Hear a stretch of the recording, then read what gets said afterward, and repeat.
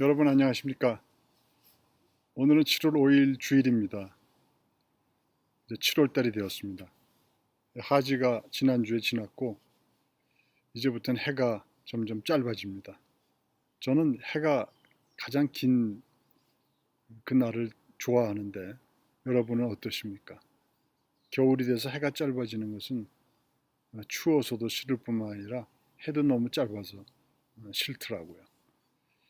자, 이제 1년의 반이 지났습니다. 이제 금년 한 해를 여러분들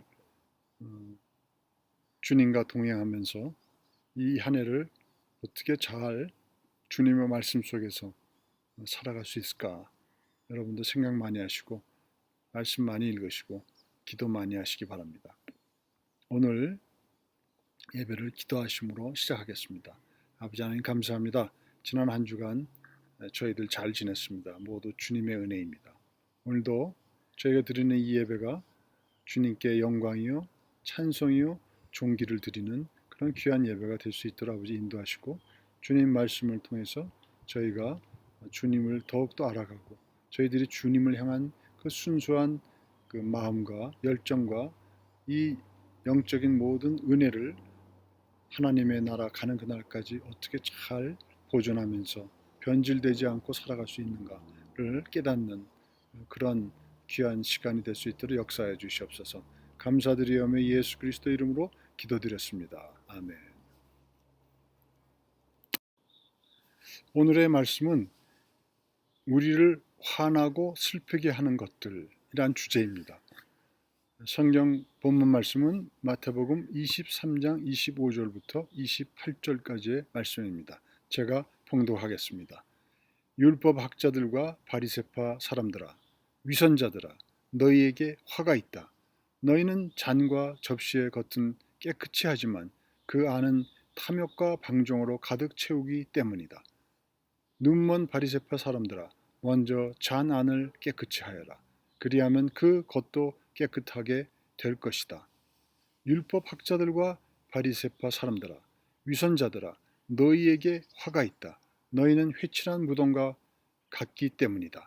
그것은 겉으로는 아름답게 보이지만 그 안에는 죽은 사람의 뼈와 온갖 더러운 것이 가득하다. 이와 같이 너희도 겉으로는 사람에게 의롭게 보이지만 속에는 위선과 불법이 가득하다. 아멘. 오늘 말씀은 예수님께서 그 당시 이스라엘의 지도자 그룹인 율법학자와 바리새인들을 향하여 질책하시는 장면입니다. 예수님은 이 땅에서 사역을 하시는 동안 수많은 사람들을 만나셨습니다. 그리고 그들에게 하나님의 사랑과 하나님의 말씀을 전하셨습니다. 아픈 사람들을 고쳐주시고 상처받고 가난한 사람들을 위로하시고 격려하셨습니다. 예수님은 누구에게나 위로자가 되어 주셨고 치유자가 되셨습니다. 그러나 딱 한 부류의 사람들을 향해서는 질책을 하셨습니다. 그들은 남들에게 도덕적이고 정의롭게 여겨지는 사람들이었습니다. 또 스스로도 자기를 그런 사람으로 생각하고 행동했습니다. 그들은 그 당시 이스라엘 공동체에서 지도자의 위치에 이르고 권력을 잡고 영향력을 행사하는 사람들, 바로 오늘 본문의 율법학자와 바리새인들이었습니다. 예수님은 그들을 향해 날카로운 질책과 함께 그들의 진짜 속모습을 드러나게 하셨습니다. 그들을 질책하신 이유는 그들의 나타나는 겉모습과 다르게 그들의 마음이 탐욕과 방종과 위선 그리고 악독함으로 가득 차 있기 때문이었습니다. 그들은 욕심이 가득했고 자기 마음대로 생각했으며 극도의 이기주의자들이었으며 자신의 이익을 위해 남을 모함하고 죽이고 남의 것을 가로챌 그런 악한 생각을 품고 있으면서도 겉으로는 절제되고 겸손한 모습, 의롭고 자비로운 모습을 보이려고 하는 그런 위선자로 살고 있었기 때문입니다. 그들의 문제는 변질이었습니다. 그들은 처음에는 하나님을 향한 영적 순수함을 지키기 위해서 하나님의 말씀을 철저히 지키며 절제된 삶을 사려고 노력했습니다. 그리고 이스라엘 사람들 모두에게 그렇게 살 것을 요구하였습니다. 그것이 이스라엘이 로마의 통치로부터 독립하여 옛 다윗 왕국의 영광을 회복하는 길이라고 생각하였습니다. 그러나 그들이 점점 이스라엘 공동체의 지도자들이 되고 영향력을 행사하고 존경을 받는 사람들이 되니 그들의 순수한 동기와 열정은 사라지고 사악하고 탐욕스럽고 이기주의적인 위선자로 변질된 것이었습니다. 요사이 세상은 참 어지럽게 돌아갑니다. 세상을 살면서 우리들을 슬프게도 하고 화나게도 하는 것들을 우리는 많이 접하고 보게 됩니다. 그런데 무엇이 여러분을 가장 실망시키고 화나게 하고 슬프게 만듭니까? 저는 변질된 사람들 때문에 그런 생각이 듭니다. 저는 미국에 살지만 조국인 한국의 상황에 대해서 항상 관심 있게 뉴스를 보고 있습니다. 지금은 한국은 좌파가 정권을 잡고 있습니다. 정권 실세들은 거의 모두가 좌파 운동권 출신들입니다. 저를 실망시키고 슬프게 하는 것은 그들의 사상이 문제가 아닙니다. 그들의 변질입니다. 저는 그들은 젊었을 때 그 당시에 권력과 기득권 세력에 항거하며 그들의 투쟁 동기는 순수하고 정의로웠을 것이라고 생각합니다. 아니, 생각하고 싶습니다. 그들은 군사적 독재가 아닌 의회 민주적인 정치 제도를 위해서 또 인권이 보호받는 세상을 위해서 정경유착으로 인한 부패의 고리를 끊는 세상, 자본주의적 체제의 모순인 부익부 빈익빈 현상을 없애고 부의 평등한 분배를 이루는 세상을 위해서 가난한 자와 약자가 보호받는 세상을 위해서 그들의 목숨을 바칠 정도로 헌신적으로 투쟁하였다고 생각합니다. 이제 좌파 운동권은 정권을 잡았습니다. 그들의 주장대로 더 나은 세상을 만들기 위해서, 더 정의로운 사회를 만들기 위해서 그들은 밤낮으로 투쟁하고 달려왔던 대가로 정권을 잡았습니다. 그러나 우리를 실망시키고 슬프게 하는 것은 그들의 변질입니다. 그들의 위선입니다. 그들이 순수한 동기로 투쟁을 하였기 때문에 그들의 삶의 모습은 소박하고 보통 사람들의 삶의 모습과 같을 것으로 기대하였지만 그들의 참모습은 달랐습니다. 많은 사람들을 실망시킬 뿐입니다. 그들은 누구보다도 돈을 밝히고 권력을 탐하며 다른 사람의 의견을 무시하며 의회 민주주의, 법치주의 무시하고 파괴하려 합니다. 그리고 극도의 이기주의적인 모습을 보입니다. 현재 좌파 실세들, 그들이 어떤 사람인지 조차 잘 모르겠습니다. 그들의 정체성이 전혀 보이지 않습니다. 그렇게 민족주의를 주장하고 반미를 외치면서 그들의 자식은 전부 미국 유학을 보내려고 합니다. 그들이 싫어하는 미국에서 무엇을 배우게 하려고 그들의 자식을 유학 보내고 왜 미국에서 시민권을 따고 살게 하려는지 참으로 가증스럽고 위선적입니다.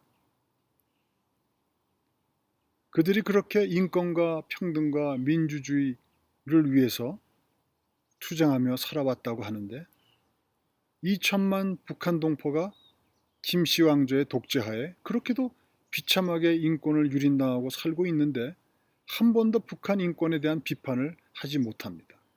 오히려 북한 인권법을 통과시키지 못하도록 방해를 합니다. 또한 중국 공산당의 소수민족과 기독교인에 대한 탄압과 고문, 장기 적출 같은 비인권적인 행위에 대해서도 말 한마디 하지 못합니다. 그리고 국정 운영도 자기들 편한 대로 마음대로 합니다. 그야말로 오늘 성경 본문에서 말씀하신 대로 방종이라는 단어가 가장 적합하다고 할 수 있습니다. 권력을 잡기 위해서는 여론 조작, 언론 통제, 음모, 모략, 협박을 당연한 듯 저지르며 조금도 미안함과 수치심이 없습니다.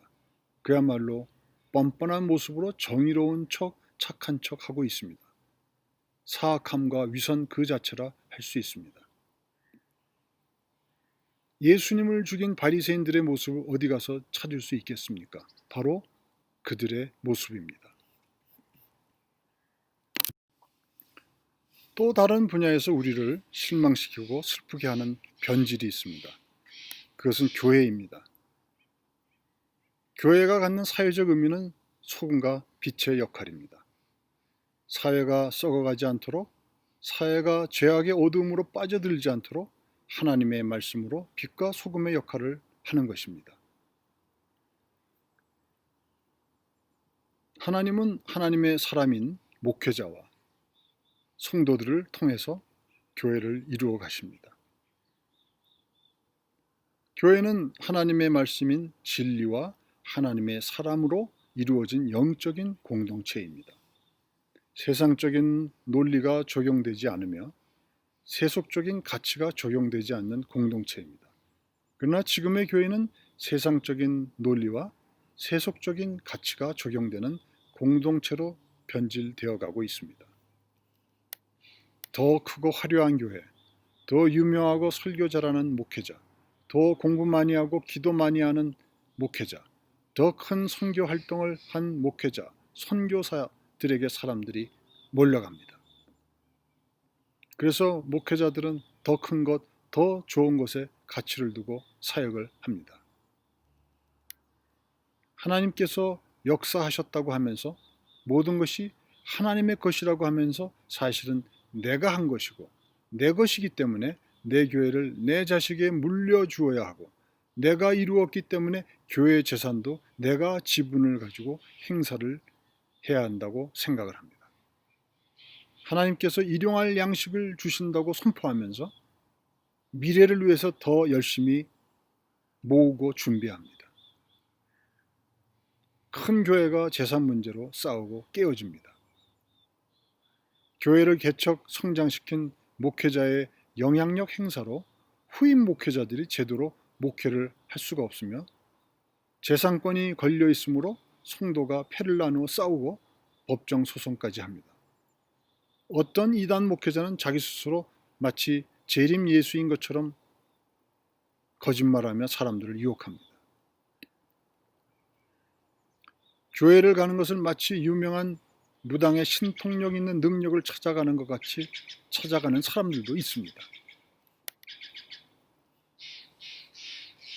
이 모든 문제의 중심에는 교회의 리더인 변질된 목사들이 있습니다. 그들이 예수님을 만나고 회개하고 예수님을 구세주로 영접하였을 때의 그 영적 순수함과 예수님을 위한 열정과 헌신을 잃어버리고 세상적인 사람, 세속적인 사람으로 변질되었기 때문입니다. 겉으로는 점점 더 거룩하고 존경스러워지고 싶어지지만 그러나 커지고 유명해질수록 영향력이 커질수록 그들의 속은 탐욕과 방종과 악함이 자라나고 결국은 위선의 삶을 살 수밖에 없게 된 것입니다. 그들은 변질된 바리새인처럼 되어가는 것입니다. 그들의 영향으로 성도들도 결국 세상적, 세속적인 사람으로 변질되어 갑니다. 교회는 하나님의 사람들로 이루어진 영적인 공동체라고 말씀드렸습니다. 그런데 하나님의 사람들이 아닌 세상적이고 세속적인 생각의 사람들로 이루어진 공동체라면 그 공동체는 더 이상 교회라고 할 수 없고 변질된 공동체가 된 것이라고밖에 말할 수 없습니다. 사람들은 처음부터 돈을 벌기 위해 장사를 하는 사람이 변질되거나 권력만을 추구하며 살아왔던 사람들이 변질된 것을 보고 그렇게 실망하거나 슬퍼하지 않습니다. 당연한 거니까요. 그러나 처음에는 순수하고 정의로운 동기로 시작한 사람들이 권력의 맛과 돈의 맛을 보고 변질된 것을 볼 때 너무나 실망하고 슬퍼지게 됩니다. 하나님께서 사람을 하나님의 형상으로 창조하시고 그 마음에 양심을 두셨기 때문에 사람들에게는 선을 향한 갈망과 목마름이 있습니다. 자기가 항상 선하고 정직할 수는 없으나 다른 사람이라도 순수함과 정직함을 지키고 변질되지 않는 모습을 볼 때 사람들은 그것에서 위로와 삶의 기쁨을 찾게 됩니다.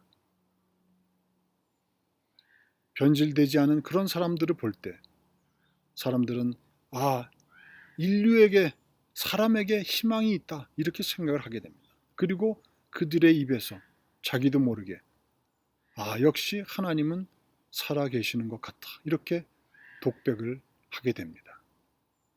그것이 하나님의 섭리이기 때문입니다. 사람은 누구나 변질될 수 있습니다. 그러나 하나님의 자녀들은 이제 예수 그리스도를 영접함으로 말미암아서 성령님이 그 안에 내재하시며 도와주시는 존재로 바뀌었습니다. 변질되어 감을 성령님께서 역사하시는 말씀과 기도를 통해 이길 수가 있도록 하나님께서 은혜를 주셨습니다. 에베소서 6장 12절 우리의 씨름은 혈과 육을 상대하는 것이 아니요 통치자들과 권세들과 이 어두움의 세상 주관자들과 하늘에 있는 악의 영들을 상대함이라. 에베소서 6장 17절 18절 말씀 구원의 투구와 성령의 검 곧 하나님의 말씀을 가지라. 모든 기도와 간구를 하되 항상 성령 안에서 기도하고 이를 위하여 깨어 구하기를 항상 힘쓰며 여러 성도를 위하여 구하라. 아멘. 여러분, 하나님의 나라로 가는 그날까지 변질되지 않은 영과 마음으로 살아가려는 그 의지와 선택, 또 그것을 향해서 성령님의 도우심에 은혜가 임하시기를 예수 그리스도의 이름으로 축원합니다. 아멘. 감사합니다. 다음 주에 뵙겠습니다.